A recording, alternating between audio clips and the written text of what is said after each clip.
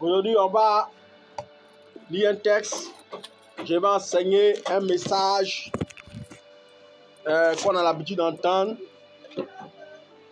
Aujourd'hui, je vais développer. Je ne vais pas prêcher, crier. Je vais aller terre à terre pour nous faire comprendre quelque chose de très, très important. Amen. Voilà. Tu vas prendre ta Bible. On va faire deux textes. Dans le livre de Exode et puis dans le livre de Proverbes. Et puis je vais parler. Exode 34. Exode 34. Exode, c'est le deuxième livre de la Bible. Et ensuite, Proverbes 26, verset 2. Et aujourd'hui, je ne vais pas crier, que Dieu me retienne. Pour pouvoir parler simplement. Exode 34, verset 4. Je peux démarrer. Amen. Je démarre la lecture. Moïse tailla 2 tables de pierre comme les premières. Il se leva de bon matin et monta sur la montagne de Sinaï, selon l'ordre que l'Éternel lui avait donné. Et il prit dans sa main les 2 tables de pierre. L'Éternel descendit dans une nuée, s'éteint là, auprès de lui, et proclama le nom de l'Éternel.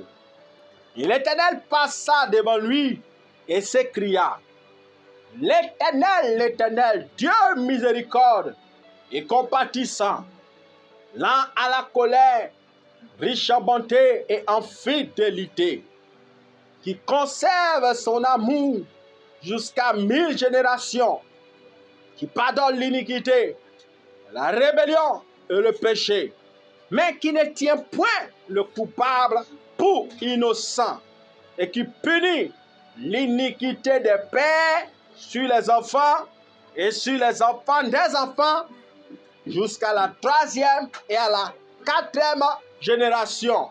Aussitôt, Moïse s'inclina à terre et se prosterna. Amen. Amen. Proverbe 26, verset 2. Comme l'oiseau s'échappe, comme l'hirondelle s'envole, ainsi la malédiction sans cause n'a point d'effet. Amen. Amen. Dis à ton voisin les conditions pour détruire les liens de famille. Les conditions pour détruire les liens de famille. Dis encore les conditions pour détruire les liens de famille. Les conditions pour détruire les liens de famille. Amen. Aujourd'hui, j'ai voulu traiter ce message. J'avais 2 messages dans mon cœur. Mais j'ai dit non, je vais parler de ça. Dans les jours suivants, je vais traiter l'autre message qui est rentré dans mon cœur. Je demande à ce que tu écoutes attentivement. Je ne vais pas prêcher vite. Je vais parler pour que tu comprennes. Les liens de famille, on a déjà entendu parler de ça. On a traité toutes sortes de sujets sur les liens de famille. On a parlé des liens générationnels, liens de fondement satanique, plein de choses. Alléluia. Et ce matin, j'aimerais expliquer des choses. Les liens de famille, c'est une réalité dans les familles. On voit des familles qui sont frappées de malédiction de père en fils. C'est des choses qui sont vraies, qui existent. Ils sont même dans la Bible. Quand par exemple, tu regardes un peu l'histoire d'Abraham, le père de la foi, quand la vie d'Abraham commence, on remarque dans la vie d'Abraham qu'Abraham, il a marié une femme. Et sa femme, c'était Sarah. Sarah était stérile. Elle a attendu 25 ans avant d'avoir un enfant. Et quand tu regardes aussi, l'enfant Isaac est né. Quand lui aussi il s'est marié, il a pris une femme. Elle aussi, elle était stérile 20 ans avant de pouvoir enfanter. Et quand tu regardes aussi Jacob qui est né de Isaac, on voit aussi Jacob qui allait prendre une femme. Et la femme que lui aussi a pris était stérile. Elle s'appelait Rebecca. Vous voyez, elle aussi elle a eu le temps de stérilité avant de pouvoir avoir des enfants. Quand tu regardes encore Abraham, tu vois qu'on dit Abraham il mentait pour se sortir d'affaires. Lorsqu'il était en face d'un roi philistin qui était fort de sa femme parce qu'on dit que Sarai était très belle, qu'est-ce qui s'est passé? Il a menti, il dit c'est ma soeur. Alléluia. Oh, c'était sa femme. Isaac aussi qu'elle est née, lui aussi il y a quelqu'un aussi qui est tombé fan de sa femme. Et pour pouvoir sauver aussi sa vie, il a menti, il dit c'est sa soeur. Et quand il y a aussi le petit-fils aussi, Jacob qui est né, lui-même là, il n'était pas un menteur, c'était la concentration du mensonge. Vous voyez, lui, il était même le mensonge. Il ment à un niveau pas possible. Il ment pour voler bénédiction, il ment pour tout. Alléluia, il utilisait même le mensonge sorti. Donc, on voit que le papa, et depuis le grand-père Abraham, il y avait une affectation de transfert de mensonges, de liens. Tout ça, c'est des réalités que nous vivons. Alléluia. Mais on remarque aussi que depuis ce temps-là, il n'y avait pas encore la loi. Vous voyez, Abraham a vécu en dehors de la loi. Abraham ne connaissait pas la loi, il avait seulement la foi en Dieu. Et c'est à cause de sa foi qu'il a été déclaré le père de la foi. Maintenant, le texte qu'on a lu, c'est le temps de Moïse. La loi à Moïse. Donc, Dieu était déjà dans la loi sans que personne ne le sache. Et il appliquait sa loi, il faisait tomber la malédiction du père sur le fils, du fils sur le petit-fils. C'est lui-même l'a dit ici dans le texte de Moïse. Il dit, je suis un Dieu compatissant qui pardonne le péché et l'iniquité. Mais je fais tomber la malédiction du père sur le fils sur le petit-fils. De la troisième jusqu'à la quatrième génération, c'est Dieu qui parle. Vous voyez? Ça, c'était dans le temps de la loi. Avant la loi, et dans la loi, on a vu des malédictions. Quand il y a aussi un gars comme David, sa vie, son ancêtre, c'était Judas. Il est sorti de Judas. Et Judas, on remarque que Judas a couché avec une femme qui s'est fait passer pour une prostituée, qui s'appelle Tamar. Et cette Tamar, en fait, c'était sa belle-fille. Vous voyez, affaire des femmes chez eux. Ça, c'était chez David. David aussi devient roi. Il prend Bathsheba, il tue quelqu'un, il prend sa femme, il prend encore une fille, on l'appelle Milka. 3 femmes lui seul. Et David aussi, lui aussi, son fils, quand il dit au monde Salomon, lui, c'est la Qatar.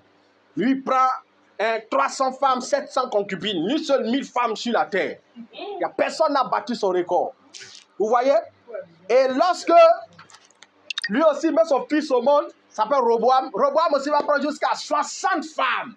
Vous voyez, et chez eux, là, c'était la maladie des femmes. Il ne peut pas voir femme passer, trempe comme ça. Alléluia. Ça, c'était chez eux. Ça, c'est les liens de famille. Donc, il y a des esprits qui entretiennent le péché dans la famille de génération en génération.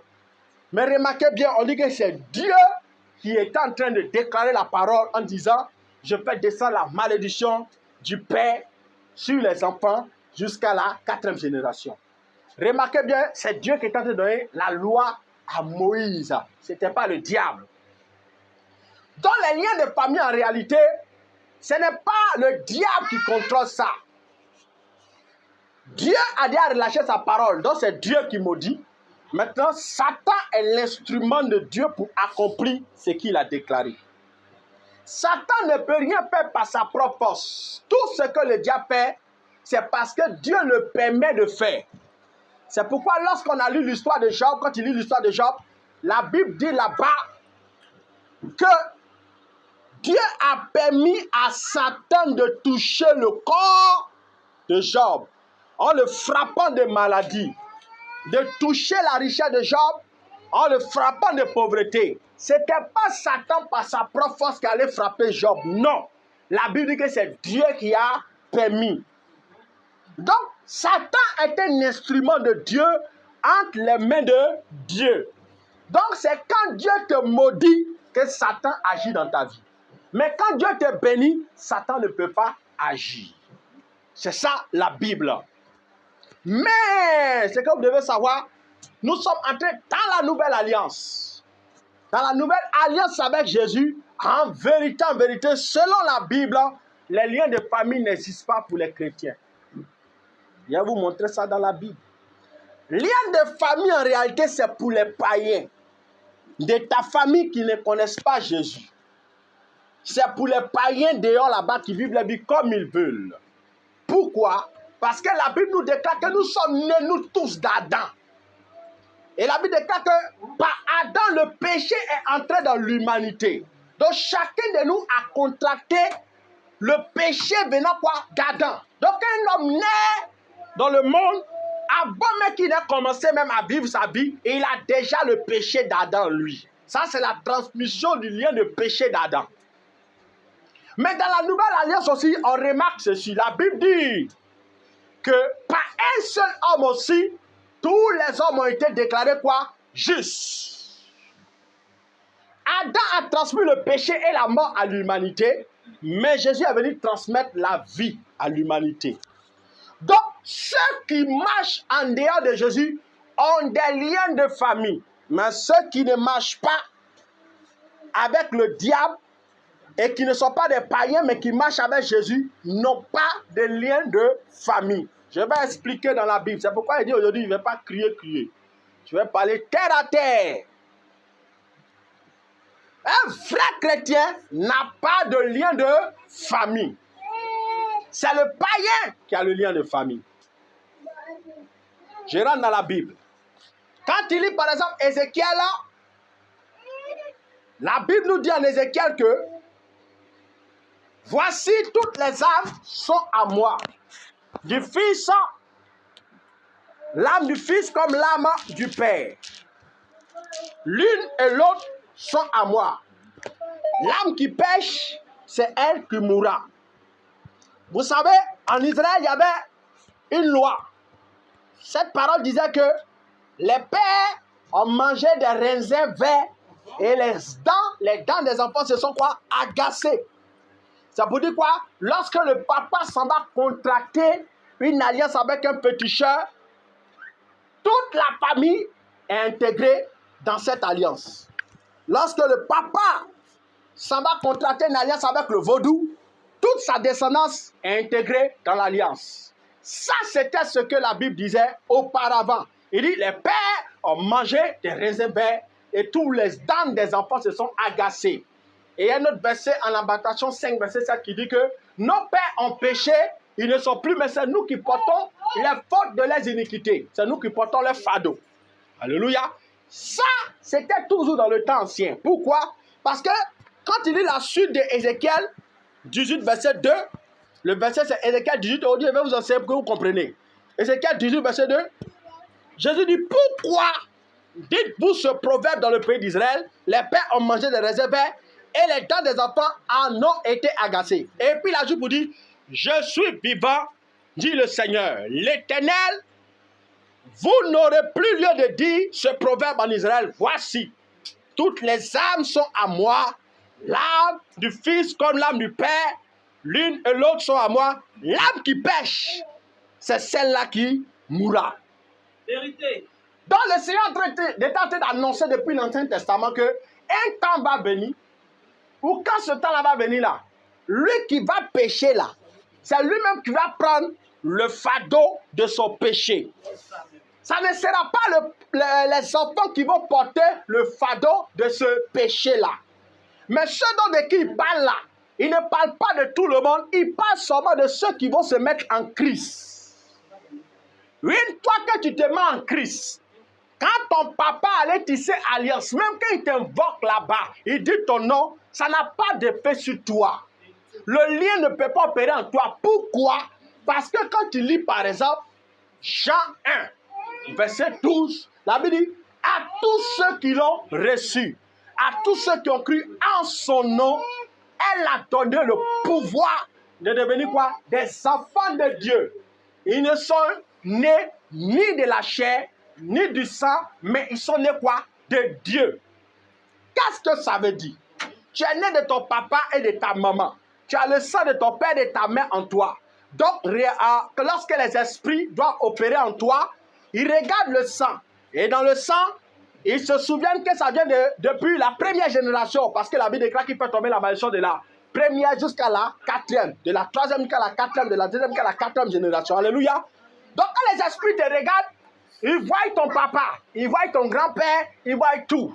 Mais la Bible dit, à tous ceux qui l'ont reçu maintenant, ils sont devenus quoi? Des enfants de Dieu. Donc, quand tu étais païen, tu n'étais pas encore un enfant de Dieu, mais tu étais une créature de Dieu, comme le chien, comme le mouton. Donc, tu subissais tout ce qui doit arriver à tous ceux qui vivent comme des païens. Mais maintenant que tu es devenu enfant de Dieu, de la même manière qu'il y a une réclamation sur toi, une réclamation satanique, c'est comme ça aussi maintenant Dieu aussi te réclame. Amen. Il n'y a pas que la réclamation satanique sur toi, mais il y a aussi la réclamation divine. Amen. Pourquoi tu es devenu un enfant de Dieu?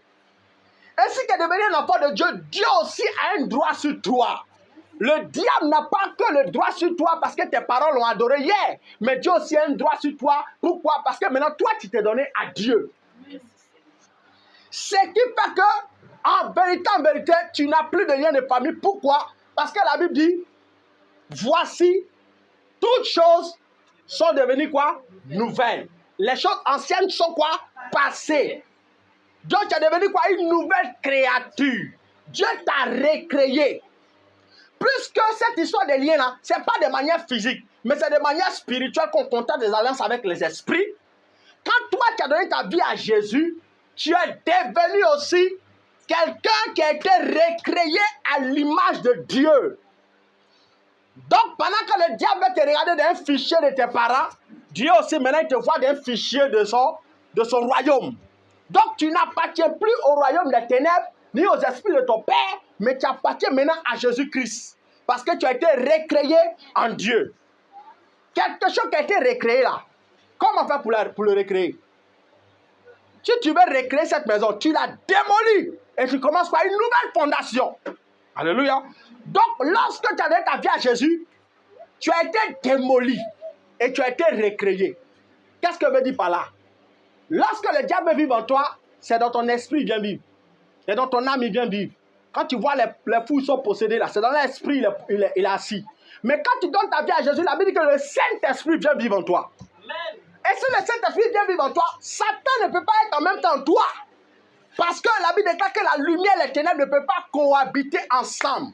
Donc toi, quand tu donnes ta vie à Jésus, le Saint-Esprit vient s'asseoir en toi. Et c'est le Saint-Esprit maintenant qui te réclame à partir de ton esprit. Donc la réclamation de tes pères ne doit plus avoir d'effet ou d'influence sur ta vie. Pourquoi? Parce que tu ne t'appartiens plus, tu appartiens à Dieu. Tu appartiens maintenant à la famille des enfants de Dieu. Tu es un nouveau-né dans le royaume des cieux. De la même manière que tu es né physiquement de ton papa et de ta maman, que tu as reçu Dieu des jeunes là, c'est comme ça que tu es né maintenant de Dieu. Donc Dieu a une emprise sur toi. Donc Dieu ne peut pas venir vivre en toi et puis laisser encore les liens dans ta vie. Ce n'est pas possible. Vous savez pourquoi? Une fois on croit en Jésus, on meurt, on ressuscite. Hein? C'est ce que vous ne savez pas. En vérité, la Bible déclare que en Romains 6, que nous sommes morts avec Christ, nous sommes ressuscités avec lui. Le jour où on a accepté, le jour où on s'est fait baptiser. On remarquait bien la mort de Jésus. Quand Jésus est mort dans son corps physique, là, quand il est revenu, il avait une autre dimension. Il traversait quoi? Les murs. Rien n'arrivait quoi à l'arrêter.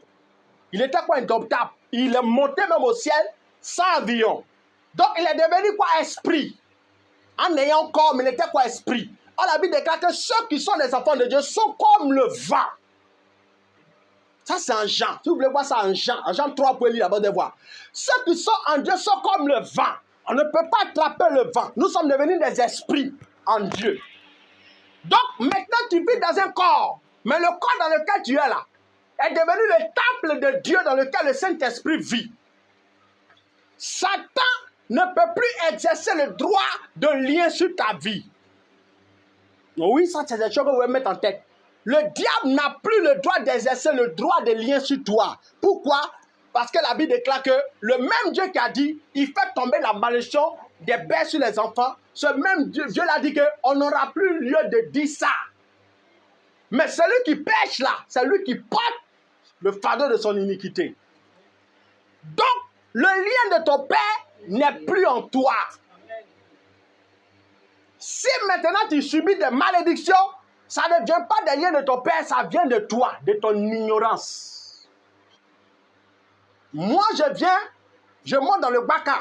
Tu es assis dans le baka et je paye pour toi le baka. Et puis je descends. Il te dit qu'il a payé, hein, et puis il descend. L'apprenti encore t'encaisse. Mon frère, il faut payer là, tu descends. Vous les connaissez comme ils sont voyous. C'est comme ça, ça un. Maintenant, toi, comme tu n'es pas dans la connaissance, que tu es dans l'ignorance, si tu ne connais pas, tu vas payer encore avant de descendre. Alléluia. Donc, il y a des gens, bien qu'ils soient chrétiens, continuent encore à payer la souffrance des liens de famille de leur père. Pourquoi? Ils n'ont pas encore accepté que Jésus a déjà payé le prix pour eux. Si tu n'es pas conscient que Jésus a payé le prix pour ne plus que tu sois condamné par les liens de tes pères et de ta mère, tu vas encore payer le prix de la souffrance de tes pères. Donc, quand, par exemple, l'apprenti te dit, donne-moi les 200. Tu dis quoi? Je ne te donne pas parce que le monsieur en partant a déjà payé mes 200. Et c'est ce qui se passe. Quand le diable vient pour te réclamer sur la base des adorations de tes pères et de ta mère, qu'est-ce que tu dois faire? Tu dois présenter les articles. Tu dois présenter les articles. Parce que maintenant, nous sommes dans une histoire de loi. Il est écrit dans votre loi que si le père pêche, il doit être frappé par la malédiction. Toi aussi, tu dis non. La Bible déclare qu'il a effacé les actes et les ordonnances qui nous condamnaient, qui subsistaient contre nous. En les clouant quoi? À la croix. Donc je ne te dois rien. Parce que Jésus a effacé cet acte-là. Qui dit que la malédiction de mon papa doit tomber sur moi. C'est comme ça qu'on se bat spirituellement. C'est pourquoi Jésus a dit, il est écrit. Satan dit, il est écrit dans votre loi. Lui aussi dit, il est écrit. Si tu ne connais pas la Bible, tu vas payer encore des prix inutiles. Tu vas avoir encore la maladie de ton papa dans ton sang, mais tu ne peux rien faire. Alléluia. Tu dois connaître la Bible. Par la connaissance, tu dis, il a effacé les actes et les ordonnances qui nous condamnaient. Les actes de nos pères qui nous condamnaient, Dieu a effacé par le sang de Jésus. Amen. Les ordonnances qui déclaraient que la malédiction doit tomber du père jusqu'au fils, Jésus l'a cloué à la croix. Et la Bible a juste dit qu'il a dépouillé les autorités. Donc, qui peut donner la force à ces lois-là? C'est les démons. Parce que Dieu les a donné le droit en disant que la malédiction du père doit tomber sur le fils. Et la Bible déclare qu'il a dépouillé les dominations des autorités en les livrant publiquement en spectacle à la croix. C'est fini. Donc le diable n'a plus le droit de venir te réclamer sur la base des sacrifices de ton papa. Même si ton papa a encore envie qu'il fait de l'adoration, ça ne doit pas avoir d'effet sur ta vie. Parce que toi, tu es une nouvelle créature. Et tu dois révoquer ces choses dans ta vie en dressant la parole dans ta bouche. Parce que le diable, quand tu viens de donner ta vie à Jésus, il va vouloir venir exercer une pression sur ton esprit. Une pression sur toi, tu dis non. Toi, tu appartiens à la famille Quajo. Là-bas, on adore le Dieu serpent. Tu dois adorer le Dieu. Si tu ne veux pas, je te frappe. Donc, si tu réponds pour dire, je n'appartiens plus à cette famille car j'appartiens maintenant à la famille de Dieu. J'ai été recréé en Christ car les choses passées sont passées. Toutes choses sont devenues nouvelles. Maintenant, je déclare dans l'autorité de Christ que tu libères ma destinée. Au nom de Jésus. C'est comme ça que tu dois combattre. Sinon, tu vas continuer à subir les alliances de ton père et de ta mère. Pourquoi? Manque de connaissance. Mon père périt par quoi? Manque de connaissance. Et c'est ce qui nous arrive. Nous, on vient du Seigneur. Oh Dieu, j'ai entendu suivre les malditions de mon père. Pitié. Et pitié de quoi? Tu dois prendre ton autorité que tu as en Christ pour réclamer tes droits devant Dieu. Il est écrit dans la parole, on n'aura plus lieu de dire que les pères ont mangé des raisins verts et les dents des enfants se sont agacées. Cette loi sur ma vie n'existe plus. Je suis un enfant de Dieu, alors je dois hériter des promesses de mon Père qui dit que je ne suis plus assis, assis dans les lieux célestes en Christ. Donc, mon niveau est dans la hauteur spirituelle, non pas sur la terre. Je ne suis plus d'Adam, je suis maintenant en Christ. Adam, le premier Adam, m'a induit en erreur par son péché. Mais le deuxième Adam, Jésus, m'a donné la vie. C'est pourquoi quand il dit par exemple, Romains 8, la Bible dit qu'il n'y a plus de condamnation pour ceux qui sont maintenant en Jésus-Christ. La condamnation de ton père ne doit pas tomber sur toi. Parce que maintenant tu es en Christ. La condamnation de ta mère ne doit pas tomber sur toi. Parce que tu es en Christ. C'est pourquoi, si dans ta famille, les gens meurent par une maladie bizarre, ça ne doit pas t'atteindre. Tu dois connaître tes droits en Christ. Dans ma famille, moi par exemple, j'ai remarqué qu'à un certain âge, qu'est-ce qui se passe?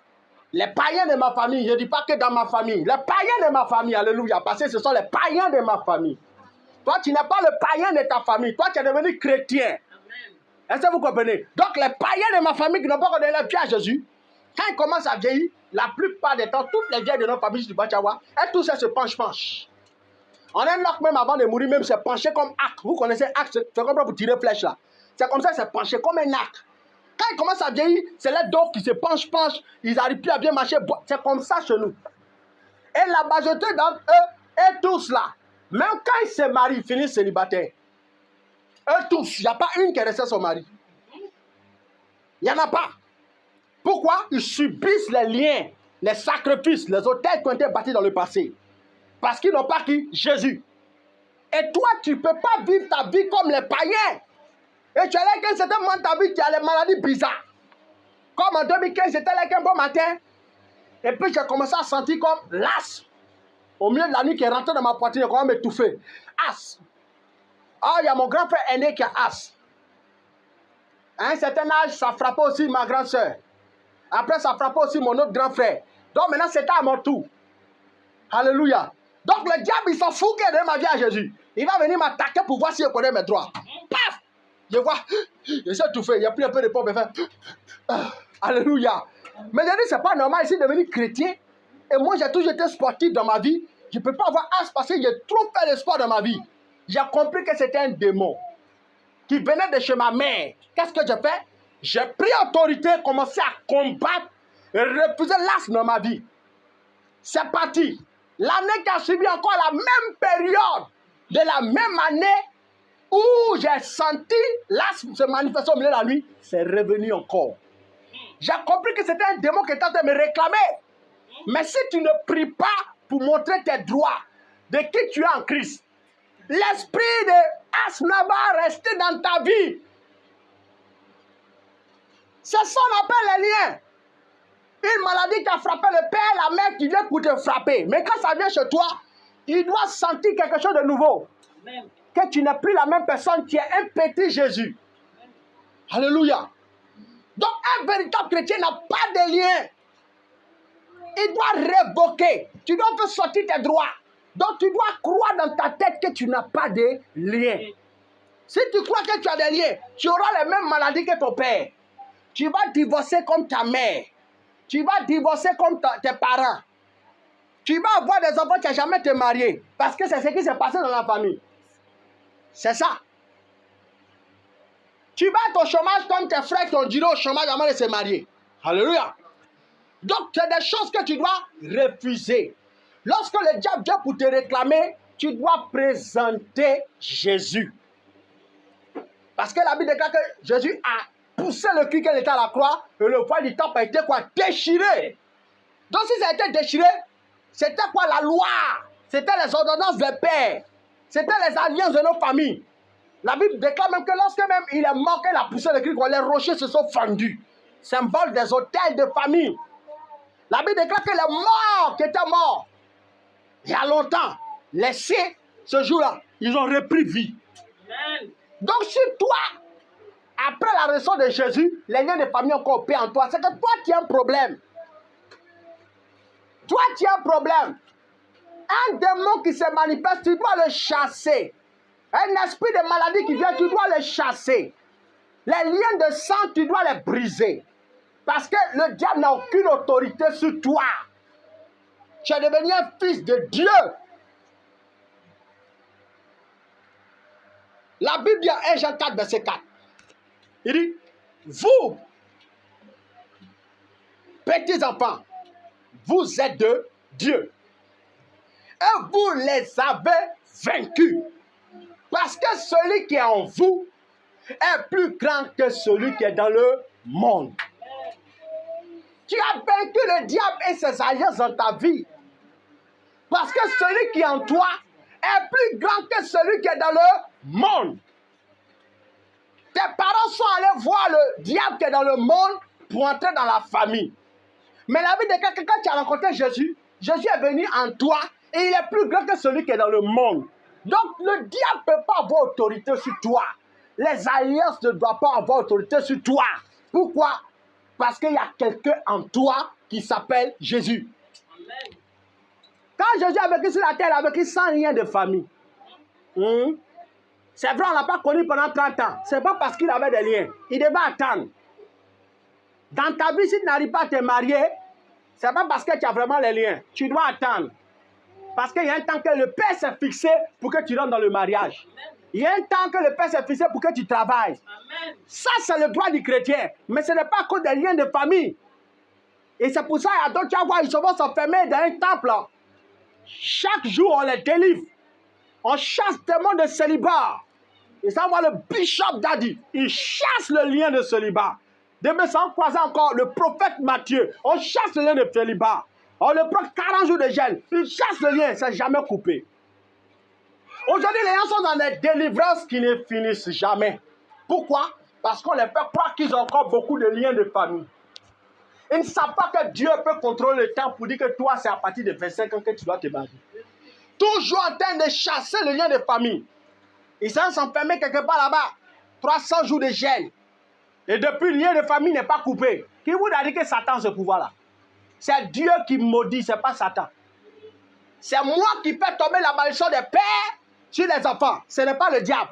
Donc quand tu donnes ta vie à Jésus, tu n'as plus de lien. Même si tu dois combattre, ce n'est pas en réalité pour combattre les liens. C'est que le chrétien dit, on appelle ça l'oppression satanique. Satan vient pour t'oppresser. C'est quoi l'oppression? Je vais vous expliquer terre à terre pour vous voyez.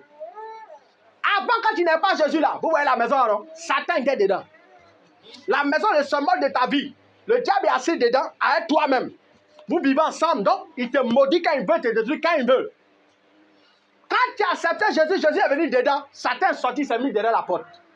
Maintenant, l'oppression satanique, c'est quoi? Il est derrière la porte et puis il veut rentrer, il tape. Alléluia. C'est là que tu sens maintenant les attaques. On te pousse la nuit. On te pousse, on veut t'étrangler. Ça, c'est l'oppression diabolique. Ce n'est pas encore les liens qui opèrent, parce que le diable n'est plus en toi, mais en dehors de toi, et puis il se manifeste. C'est pourquoi quand tu lis par exemple un verset de la Bible, là, Matthieu 12, verset 43, il dit, lorsqu'un esprit impur est sorti d'un homme, il va dans les lieux arides, cherchant du repos, et n'en trouve point. Quand il n'en trouve pas, il dit, alors, il dit, je retournerai dans ma maison, d'où je suis sorti, et quand il arrive, il la trouve vite balayée et ornée. On dit, quand l'esprit impur sort, lorsqu'on a chassé des démons de ton corps, chassé une maladie de ton corps, qu'est-ce qu'il fait? On dit, sort. Il va dans les lieux arides, dans le désert, il se promène là-bas, il ne trouve pas quelque chose où reposer. Parce qu'en réalité, le corps de l'homme, là, c'est là-dedans que les démons reposent. Ou bien le Saint-Esprit repose. C'est là-dedans qu'il trouve la paix.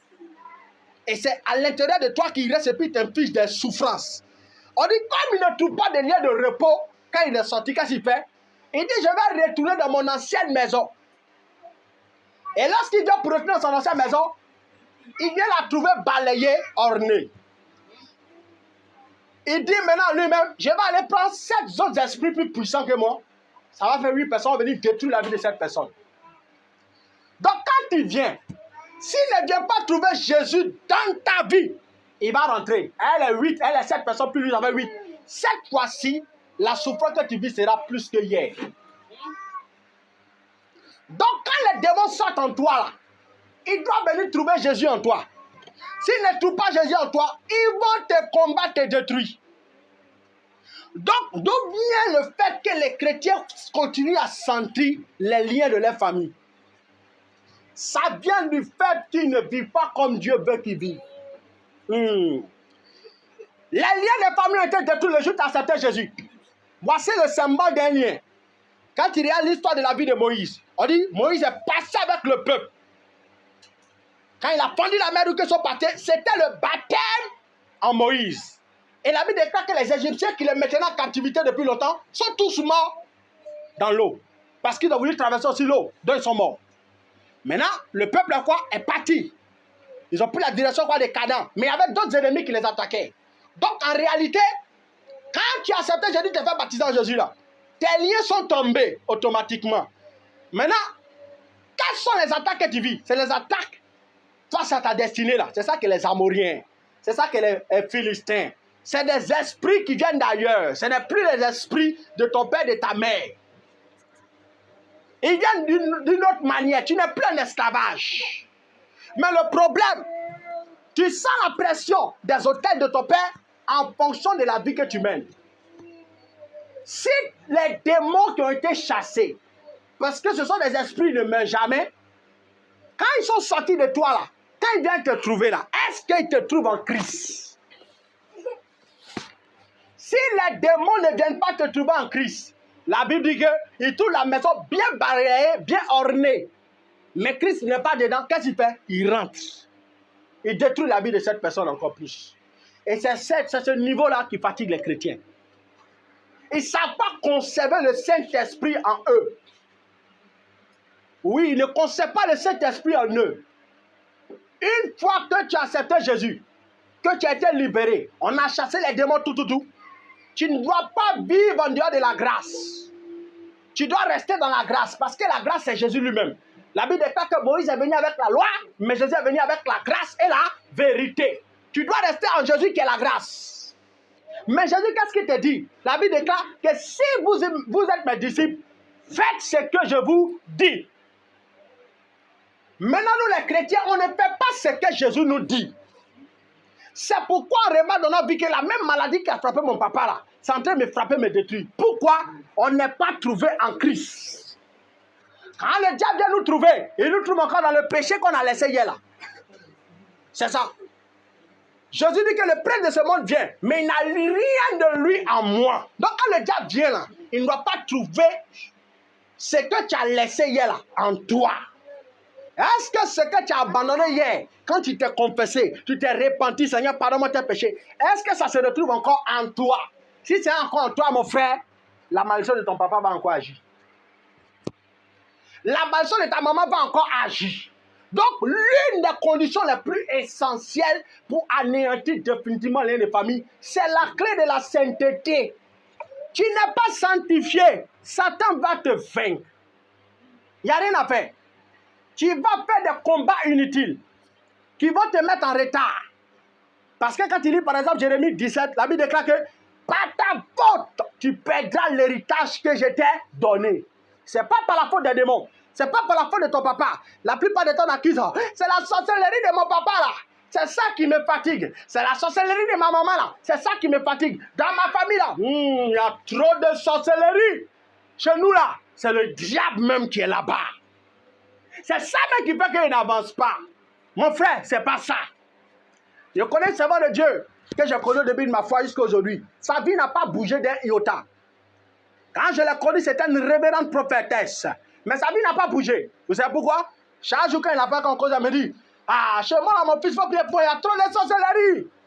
Les démons sont contre moi, ils ne veulent pas que j'avance. Donc, quand tu dis ça, tu insultes la croix.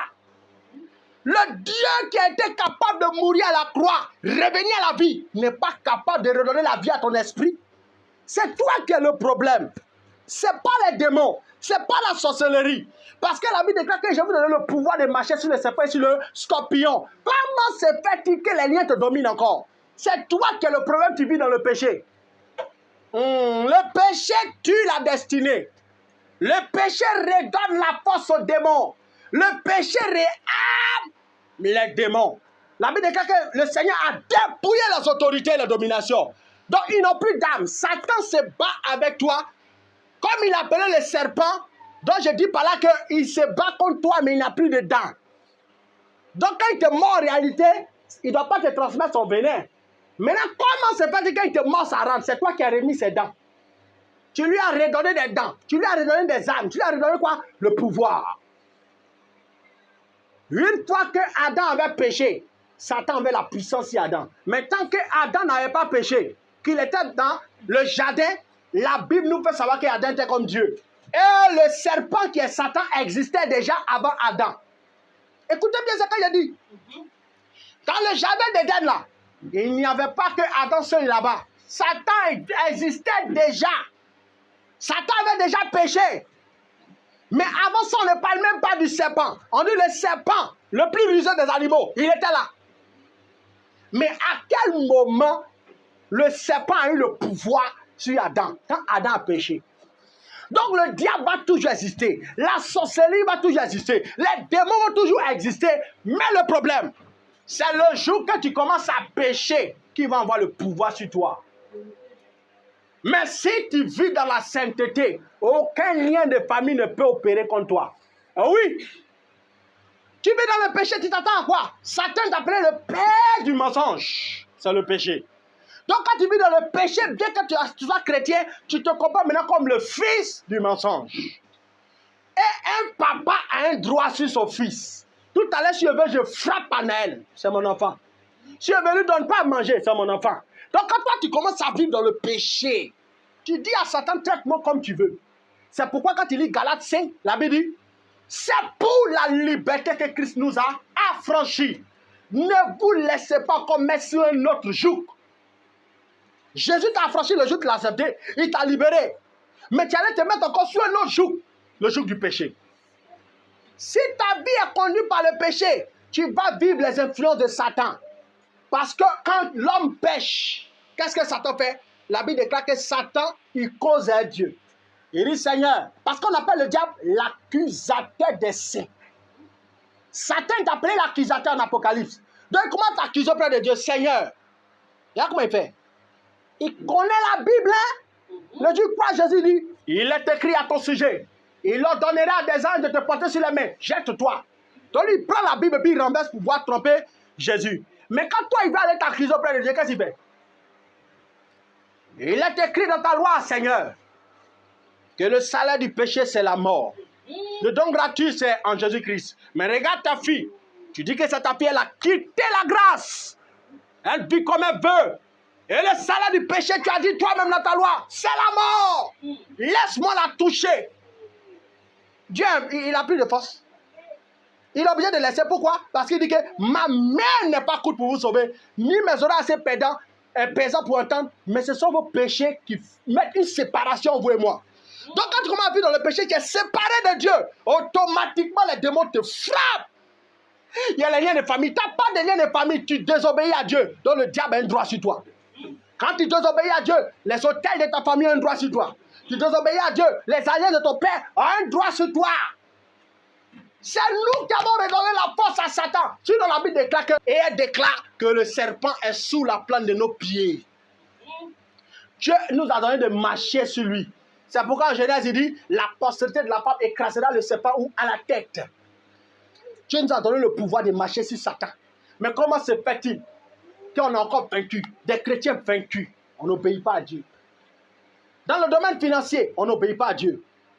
La Bible dit en Malachie 3, il dit, vous volez l'Éternel. Il dit, en quoi te volons-nous, Seigneur?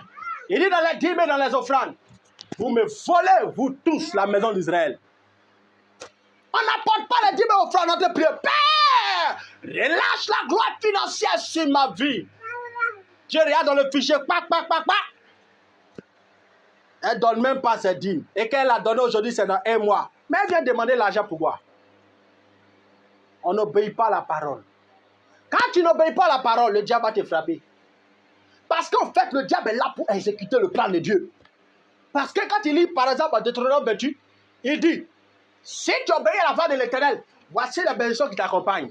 Tu désobéis à la voix de l'Éternel, voici la malédiction aussi qui t'accompagne. Donc, la malédiction est relâchée, la bénédiction est relâchée. Quand tu obéis à Dieu, une bénédiction t'accompagne. Quand tu désobéis, la malédiction t'accompagne.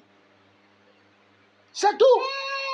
C'est pourquoi vous remarquez à l'église, les chrétiens sont de plus en plus dans les problèmes, dans l'échec, dans la souffrance, dans les blocages incompréhensibles. C'est dû à quoi? Le péché, la désobéissance à la loi de Dieu. La désobéissance à la parole de Dieu. La désobéissance. Frère, obéissez à Dieu. Sinon, vous allez combattre toute votre vie. Vous n'allez pas être délivré. Ah oui? Parce que tu te bats contre quelqu'un qui est plus fort que toi.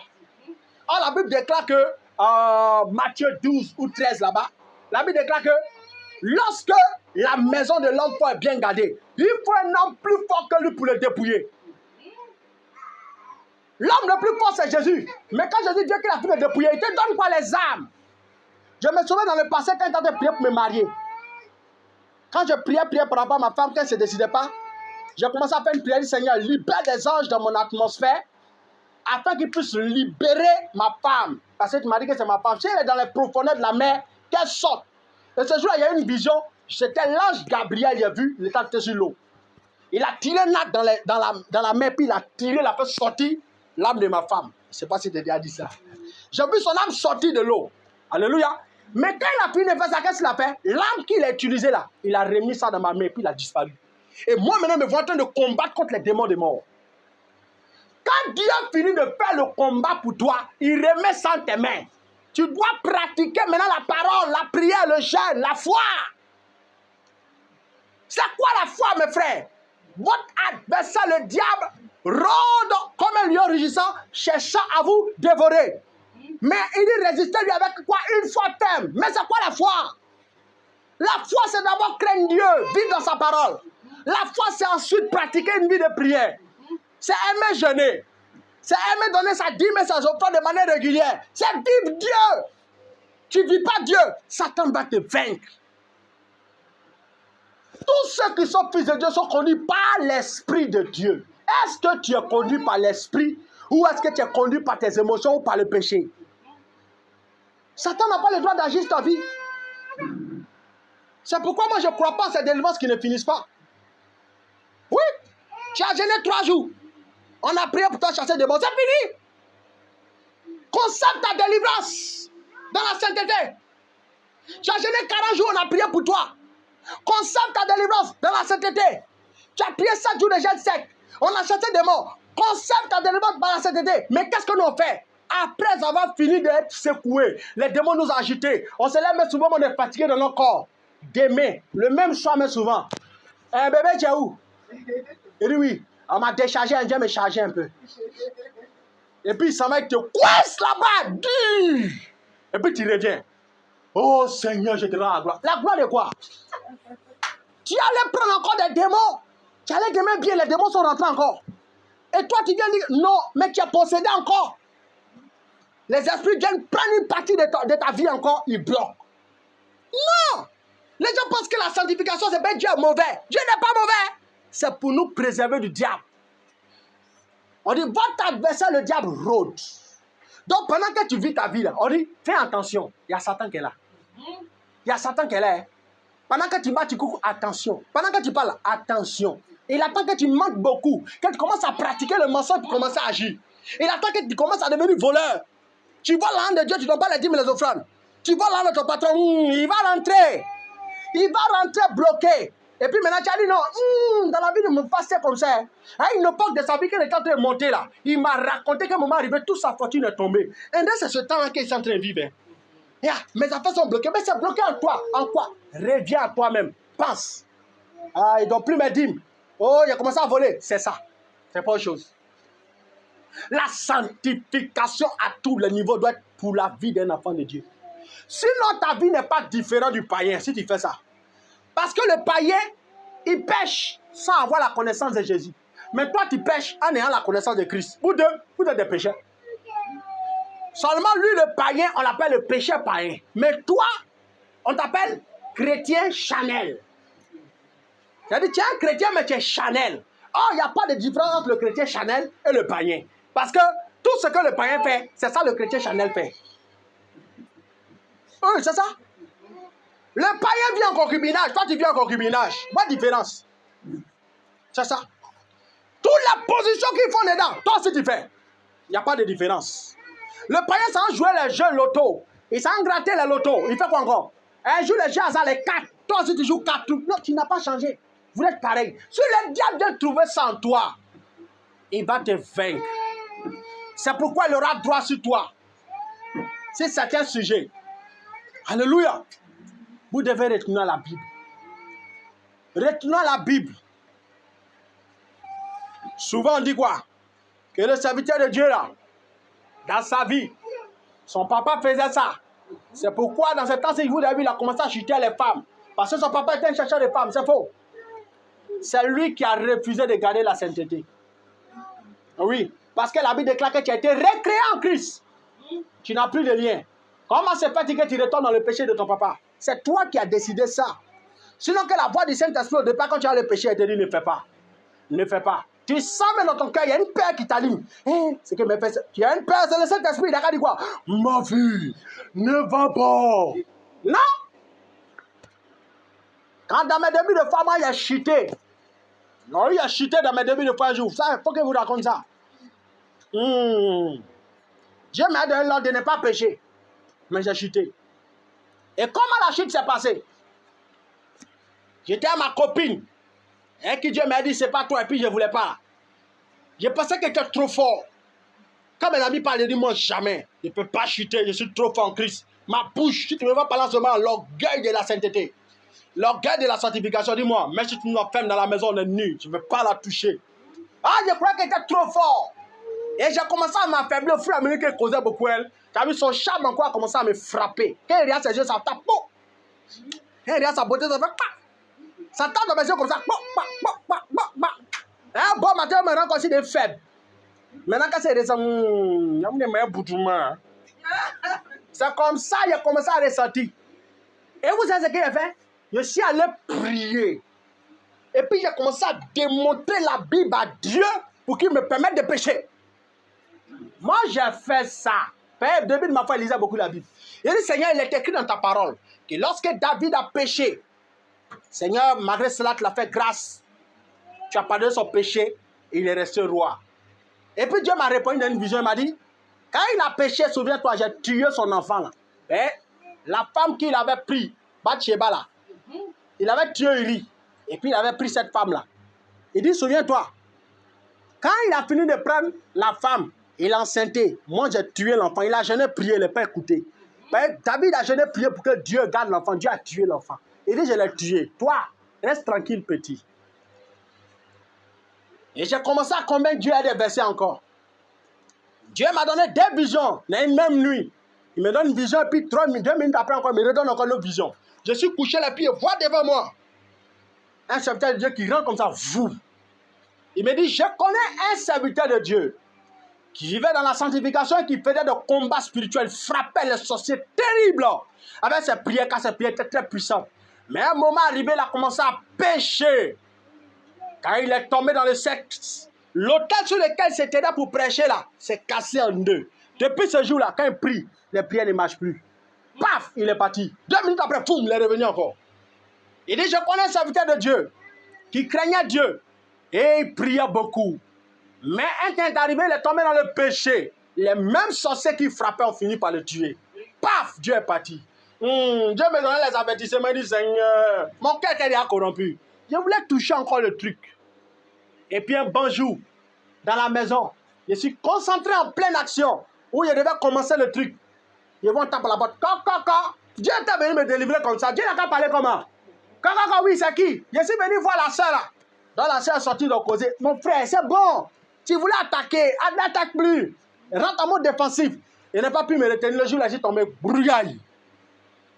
Quand je suis tombé, c'est le jour là que j'ai compris ce qu'on appelle être attaqué par les sorciers. Parce que depuis tout ce temps où j'étais dans la sanctification là, je ne connaissais pas cette oppression là. Je prie, mes prières marchent. Hein? Tout ce qu'elle fait, ça marche. Mais quand je suis tombé, frère, c'est là que j'ai connu ce qu'on appelle attaque de sorcellerie. Les démons m'ont frappé. Ils m'ont fait souffler en esprit. J'étais malheureux. Sans seulement quand on me prêchait les familles, il dit, ouais, c'est ça, ça doit être ça. Non, c'est pas ça. C'est le péché que tu as commis là qui a envoyé les démons. Ils m'ont fatigué, ils m'ont fait tourner en rond. J'ai souffert dans la vie. Alléluia. Et pensez-vous à vous sanctifier. Si vous donnez votre corps à un homme qui vous appelle épouser, même si les gens vous appellent marié-femme, c'est zéro. Devant Dieu là, vous n'êtes pas marié. Vous n'êtes pas marié. Sanctification comme mariage. Et je me souviens, à cette époque, avant que je chute, il y a un ange qui m'était apparu, en tout blanc avec un bâton. Il m'a dit, c'est Dieu qui m'a envoyé vers toi. Il a dit Jésus-Christ même, pas Dieu. Il dit, Jésus m'a envoyé vers toi pour te dire, n'aie point de rapport sexuel jusqu'au mariage. Le jour où tu auras les rapports, tu mourras. C'est le même ordre qu'il a donné à Adam et Ève. Le jour où tu mangeras le fruit, tu mourras. Quand ils ont mangé, ils sont morts? Ils ne sont pas morts. Mais quand il s'est passé, ils ont été influencés, Satan les a dominés. La mort dont Dieu parle d'abord, c'est la déconnexion avec Dieu. Quand tu tombes dans le péché, tu es déconnecté. Il y a une séparation maintenant toi et puis Dieu. Le diable maintenant a accès à ton âme, à ta destinée, à ton avenir. Il va te combattre. Tu vas souffrir. Tu vas prier. Tu auras comme l'impression que Dieu ne t'entend pas. Tes prières sont bloquées. Tout est cassé dans ta vie. Tu chantes même, c'est bizarre. Pourquoi? Le diable est déjà rentré. Donc tu es en train de reprendre à zéro ce que tu avais commencé hier. Dieu m'avait parlé d'un serviteur de Dieu dans le passé.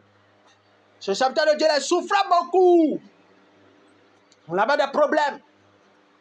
2 ans, il s'est marié. Parce qu'avant de se marier, il a chuté sa chérie.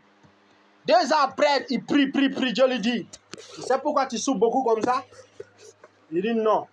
Il dit, Seigneur, je prie, je jeûne, donne mes offrandes. Il ne comprend pas. Il dit, tu sais pourquoi tu souffres comme ça? Il dit non. Il dit, avant ton mariage, tu as chuté. C'est la chute là, c'est les répercussions là que tu as sorties pendant 2 ans. C'est ça qui est là. Sinon, qu'il t'ait pardonné, hein. Mais le blocage là, c'est ce que tu es en train de vivre.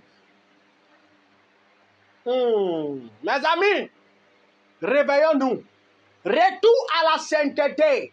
C'est pourquoi moi je dis, je ne peux pas me fatiguer à prêcher délivrance fatiguée. J'ai compris ça depuis le commencement de ma vie chrétienne, Dieu. Toute délivrance sans sanctification, c'est zéro. Vous allez vous faire escroquer par les pasteurs. Fais une offrande de 50 000, je vais sceller ton mariage dans une délivrance. Quand tu as fini de faire les offrandes de 50 000, tu as fait quoi après ça? Tu ne vis pas dans la sanctification, ça ne va pas arriver. À la recherche de délivrance, les chrétiens courent partout. Je m'en vais croiser le daddy, je m'en vais croiser le bishop, je m'en vais croiser l'évêque. Lui, là, on dit qu'il prie, le ciel s'ouvre. Ce n'est pas lui qui délivre, c'est le Saint-Esprit. Le Saint-Esprit, même quand il va prier pour toi, va regarder dans ta vie. Est-ce que tu pratiques sa parole? C'est en cela que tu diras que j'ai des liens. Tu n'as pas de liens. Tu ne vis pas comme Dieu veut. Réveillons-nous, chrétiens. Arrêtons de mener une mauvaise vie dans laquelle on va perdre. Regarde bien. Si quand tu vis dans ton péché, je vais te poser une question. Est-ce que tu as su que si l'enlèvement se produit, il sera enlevé? Non.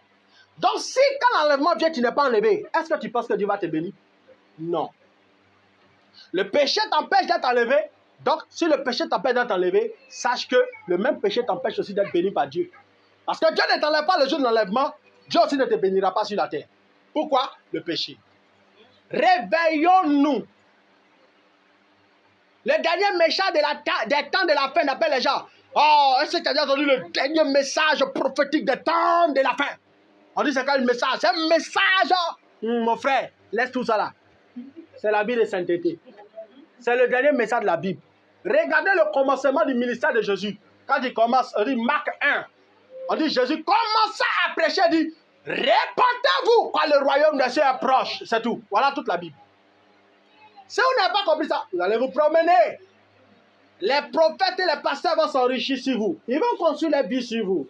Ah, vous venez voir le daddy, le super voyant. Tu dois faire une offrande.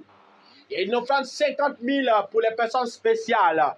C'est là quand je les reçois, je dois prophétiser sur eux de manière pointue. Je dois te révéler les secrets cachés de ton cœur et te montrer pourquoi est-ce que ta vie est bloquée. Mon frère, ta vie est bloquée à cause de ça, c'est que tu vis là, c'est tout. C'est tout. Il y a quoi à te prophétiser? Tu chacun prophétie. Ta vie n'est pas propre devant Dieu, tu chacun prophétie. Mais la prophétie de ta vie est déjà dans ta vie. Tu sais déjà ce qui te bloque. On se fait escroquer pour rien. C'est pourquoi on change d'église en église. Vous me voyez dans ma vie, je ne me suis pas promené. Hein? Non. Je ne me suis pas promené. Il y avait un seul pasteur, prophète Jean-Charles. J'étais assis à ses pieds, puis je l'écoutais. Et qu'est-ce que je faisais? J'écoutais certaines personnes. Et d'ailleurs, quand tu vas dans ton église, quand tu commences à trop faire, je vois, j'entends, l'esprit me montre. Quand tu ne prêches pas, je m'en vais, je ne viens plus. Enseigne-moi comment je fais pour rentrer dans je vois, j'entends. Si tu ne peux pas m'enseigner, ce n'est pas la peine. Hein? Laisse-moi en paix. Parce que je vois, j'entends là. Quand je suis dans ma chambre, que Dieu me dit ce qu'il va faire de moi. On se fatigue. Le manque de connaissances détruit les chrétiens. Ils se perdent. Ils quittent souvent même leur terre de destinée pour aller s'emmerder ailleurs. Dans des endroits où ils ne vont pas être bénis. Revenons à la parole. Revenons à la parole. Revenons à la crainte de Dieu. C'est là-bas que se trouve notre salut. Notre salut est dans la crainte de Dieu. La Bible dit, on verra la différence entre celui qui me sait et celui qui ne me sait pas. Entre celui qui me craint et celui qui ne me craint. On voit la différence. Hier, j'ai rencontré un chrétien, mais j'étais content. Frère, je suis assis à côté de lui, puis sans la paix. C'est ma première fois de rencontrer un chrétien comme ça. J'ai dit, quand il dit, mon frère, je sens que tu es plus grand que moi en esprit. Il dit, comment? Il dit, je suis à côté de toi, je sens une paix. Je n'ai jamais ressenti ça avec quelqu'un. Et puis, il parle doucement, posé. Il dit, il est en train de tâter ma spiritualité pour voir si j'ai compris qui est Jésus. Il me pose des questions quand il rentre, il dit, ouais, toi, tiens, bon, il me dit aussi, c'est ma première fois de rencontrer quelqu'un aussi comme toi, qui connaît ces fondements-là. Je suis content. Frère, il a commencé à m'enseigner des choses, j'étais content. Un jeune comme moi, mais j'ai senti que non, lui là, il dit, dégage une paix. Une paix. Mais il m'a raconté son témoignage. Frère, ça fait pleurer. Il a souffert à cause du Christ, abandonné par ses parents. Sa propre mère l'a renié. À cause de Jésus, il a accepté. Son papa l'a renié. À cause de Jésus. Ah, il n'est pas musulman. Son papa dit qu'il est chrétien. Sa maman dit qu'elle est chrétienne. Mais le temps arrivé de commencer à parler, non, comme toi, il dit, moi, aidez ma vie, vrai. Vos pratiques, vous étiez dedans. Moi, je suis plus dedans. C'est fini. Les gars lui ont donné une condition. Tu viens, on va au village, on va faire un peu de trucs, on peut venir prier à Jésus. Ou soit, tu décides toi-même que ton Jésus paye tes études, tout.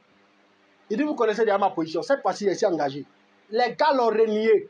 Un rond, on ne lui donnait plus. Manger, même maison, l'ont chassé. Ses propres parents. Et il est resté sa grande soeur quelque part là-bas. On dit sa grande soeur, les belges, on les chasse, on les renie les deux. On les a reniés les deux. Il est resté dedans. La crainte de Dieu, la foi, les jeûnes de 3 jours de sec. Il pleure, il souffre. Il dit comment il a payé ses études de la 3e jusqu'à là, il a eu son master, puis il a travaillé. Miracle. Il dit là, c'est quoi? Chaque fin du mois, quelqu'un là-bas vient. Mon frère, vous avez mangé? Et la maison de paye, quelqu'un paye 10 mois. L'autre vient là-bas, il paye 1 an. C'est comme ça, avec une vie bizarre. Souvent, il se retrouvait sans manger. Il mange du pain aujourd'hui, je ne sais pas s'il va manger demain. C'est comme il a dit, avec un peu dans ma vie, là, il a écouté, on dit, waouh, les vrais enfants de Dieu. Mais ils ont la même histoire. Hein? Et il a vécu la souffrance. S'il mange aujourd'hui, ce n'est pas ce qu'il mange demain. C'est rien de famille. Ce n'est pas rien de famille. Il est en train de vivre son épreuve en Dieu. Parce qu'après l'Égypte, on traverse la mer Rouge. Après la mer Rouge, ça vient le désert. Il accepte le désert. C'est comme ça qu'on payait ses études. Mon frère prend 30 000, mon frère 15 000. Jusqu'à l'église dans laquelle il est resté là-bas dans la foi. Jusqu'à il a eu un master. Il dit, tu dis quoi? Il dit, au Dieu, il travaille. Il dit, comment il a commencé? Quelqu'un m'a pris. Pendant qu'il m'a pris et travaillé, lui, il a senti qu'il ne peut pas me payer selon mon niveau. Il m'a confié à quelqu'un qui peut me payer à ce niveau. Lui aussi, à qui on m'a confié encore un autre. C'est là que je suis actuellement. Il était touché. Il dit, waouh, Dieu n'abandonne pas. On a peur de vivre la foi. On a peur de mourir pour Jésus. Portez votre croix et suivez Christ. Laissez cette vie de promenade, de balade là. Dieu n'abandonne jamais. Hein? Tout je vous dis ça. C'est quoi vous avez peur? Vous avez peur de quoi? La Bible dit qu'en Christ, on est tous morts en vie pour Jésus. Tu dois vivre pour Christ. Dieu te récompenser. On a peur. Où est notre foi? Vous voyez, le manque de foi nous fait vivre les liens de nos pères. Et mon âge est en train d'avancer. Il faut que je passe mes enfants.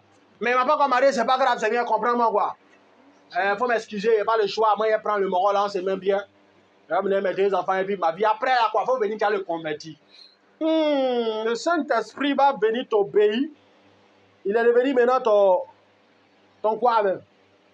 Tu le manipules comme tu veux quoi. Il te demande de faire quelque chose dont tu ne fais pas. Et puis toi, maintenant, tu lui montres ta stratégie. Il ne va jamais oublier ça un jour. Il y a un ange qui m'est apparu. Toi, je voulais marier ma copine qui aimait les mains. Hein? C'est pourquoi vous voyez pas, je parle toujours d'elle là. Ma femme est guérie maintenant de ça. Avant, on faisait parler de ça. Maintenant, c'est fini. L'ange de Dieu m'est apparu comme ça.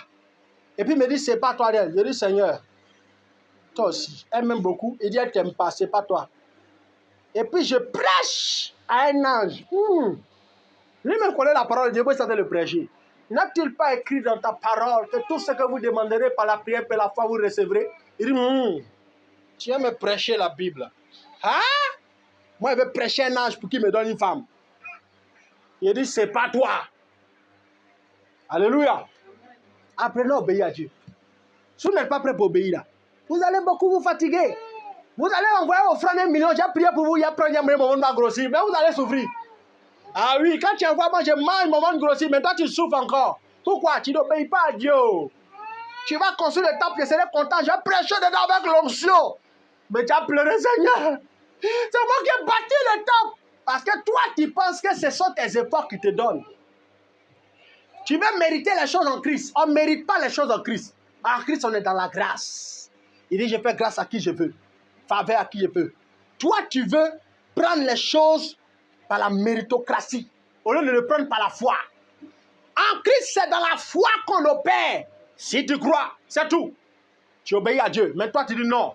Comme j'ai fait 80 jours de jeûne, Dieu va me donner un mari. Oh, j'ai fait 50 jours de jeûne. Dieu va me donner un grand travail. C'est faux. Dieu ne nous exauce pas à cause de nos jeûnes. Alors là, il va vous décourager. Dieu nous exauce seulement à cause de Jésus. Quand tu pries là, Dieu va s'assurer d'une seule chose. Est-ce qu'il a Jésus en lui? Quand il regarde, s'il a vu Jésus, il t'exauce. Il ne voit pas Jésus, il faut faire 800 jours de jeûne. C'est 0. Il va te donner ce qu'on appelle la bénédiction qui tombe sur le méchant comme sur le païen.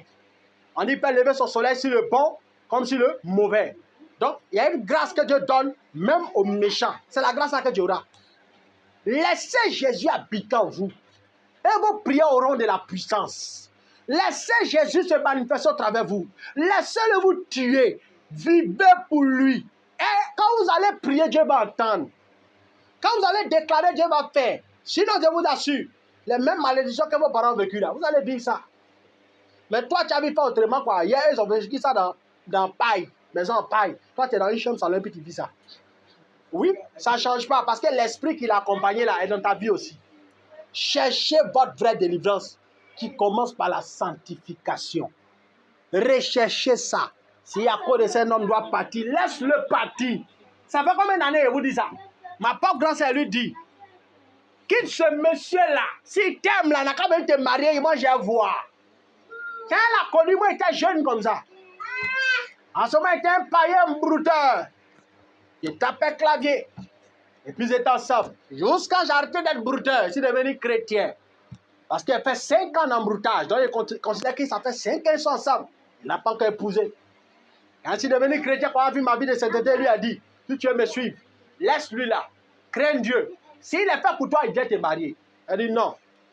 Là, maintenant, il a soulevé le bagage, il a allé s'asseoir sans pédo. Il a posé une question, il t'a doté? Elle dit non, mais comment est-ce que tu dois vivre foyer sans dot? Mais un bon matin, il peut prendre une autre femme, hein, pendant qu'il t'a déjà fait peut-être un enfant. Il te laisse et puis prendre une autre. Après, tu as dit qu'il est hypocrite, il est mauvais, il est ingrat. Il n'est pas mauvais. Dieu t'a puni. Pourquoi? Tu es désobéissante. Ils ont tapé encore. Combien d'années ici convertis? Jusqu'à aujourd'hui. Plus de 9 ans. Ils sont encore dans la relation. Ça fait maintenant 15 ans s'il veut comptabiliser. Et les autres temps, il n'a pas encore doté. L'année suis passée, lui a parlé, c'est quand le mariage? Le monsieur lui-même a causé lui aussi, c'est quand? Alors c'est l'année prochaine en mars. Il dit, ma soeur, oui, si mars dépasse, quitte-le. C'est moi ici, ton petit frère te parle. Viens, on va prier, Dieu va donner ton mari. Elle dit, il a compris mon petit frère. Mars arrivé, il dit, tu nous invites quand pour la dot? Il dit que... tu nous invites quand pour la dot? Il ne sait pas. Oh. Il dit, ma grande soeur, tu vas voir un beau matin, tes rides sont sorties, tu es devenue vilaine. Et puis il va trouver que tu n'es plus en forme. Tu n'as plus de postérieurs moulants. Tu n'as pas un joli visage qui brille, des beaux yeux comme tu as des gros yeux. Et puis il va trouver une jeune fille plus canon que toi, il va te jeter. Et tu vas commencer à faire maintenant prière de sorcellerie contre lui. Seigneur, il a gâté ma jeunesse. Ma beauté brillait comme le soleil à midi. Il a gâté ma jeunesse. Je le maudis. Ça ne va pas marcher. Pourquoi? Tu es désobéissante à Dieu. Mais ça, la vie c'est un risque. Moi j'ai risqué d'abandonner tout. Mes millions, ma go, mes amis. Dieu a décidé de me récompenser autrement. Il a accepté, il m'a bien botté. Pendant des années, j'ai souffert. Dieu m'a donné une jolie petite femme. 2 petits enfants. Parce que quand il me convertit, on dit qu'il n'y a rien de blocage, je ne peux pas faire enfant. Je vous ai déjà dit, on va voir. Entre Satan et moi, qui est le plus fort? Je sais en qui j'ai cru. J'ai prié, il y a eu 2 enfants. Satan va passer pour m'arrêter. Je sais sur quoi je suis appuyé. Je suis appuyé sur le fondement de la crainte de Dieu. Satan qui me regarde là, il a peur de moi. Où il est là? Où il vous parle là? Il cherche comment me faire tomber pour me détruire. Voilà tous les rêves de Satan. Comment faire tomber lui là pour le détruire? C'est tout. En dehors de ça, il ne peut rien me faire. Est-ce que toi tu as bouche pour parler comme ça devant Satan? Il dit de t'apparaître la nuit pour te dire, ma petite, tu disais quoi tout à l'heure? Réponds. Tu as dit quoi matin quand tu étais ton pasteur? Et puis, il met dans ses oreilles, parle encore, j'entends. C'est ça. Est-ce que vous avez la force pour parler comme ça? Moi, le diable qui parle quand il vient là, il me connaît. Il connaît mon adresse. Je sais qui je suis parti en Jésus. Il peut faire quoi? C'est ça. Revoyez votre position. Sinon, vous allez beaucoup vous promener. Vous allez partir quand vous allez me trouver. Un jour, vous allez me trouver dans un grand temple là. Il a dit, voilà mes fidèles, les gars ont commencé le ministère là. Les voilà là-bas. Ma soeur, tu es quoi? Tu es chantant quoi? Viens. Chante. Tu as changé? Non. Tu vas chanter quand tu vas avoir 80 ans. Ta vie ne va pas changer. Alléluia. Les liens de famille n'existent plus. Enlevez ça dans votre tête. C'est votre vie de péché là qui vous détruit. Que Dieu vous bénisse abondamment.